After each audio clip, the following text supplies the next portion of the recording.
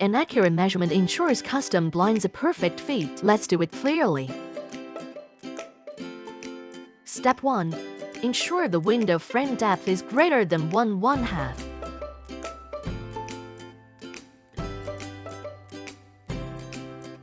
Step 2. Confirm both two angles equal to 90 degrees.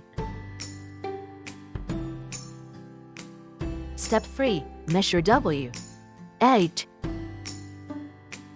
W1, W2, H1, H2 separately. Step 4. Ensure that W1 equals W2 and H1 equals H2.